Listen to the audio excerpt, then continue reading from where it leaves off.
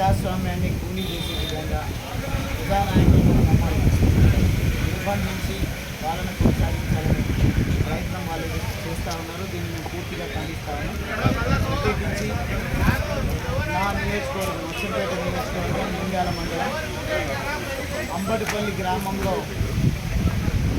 గుడి ప్రారంభోత్సవ కార్యక్రమానికి నేను సతీమణితో చాలా కలిసి వెళ్తున్నటువంటి సందర్భంలో మధ్యలోనే పోలీసు వారు మమ్మల్ని వెల్దండ పోలీస్ స్టేషన్లో అరెస్ట్ చేసి ఉంచడం అనేది నిజంగా బాధాకరం, శోచనీయం. దీన్ని తీవ్రంగా ఖండిస్తూనే ఈ సందర్భంగా ఒక విషయాన్ని గుర్తు చేస్తూ ఉన్నా.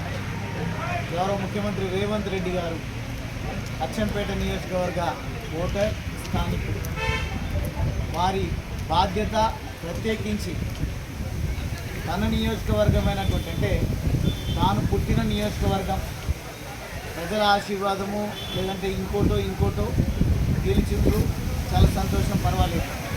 కానీ తన సొంత నియోజకవర్గంలోనే జరుగుతున్నటువంటి దుర్మార్గాలను ఆగడాలను నియంత్రించేటువంటి కట్టడి చేసేటువంటి విషయంలో ముఖ్యమంత్రి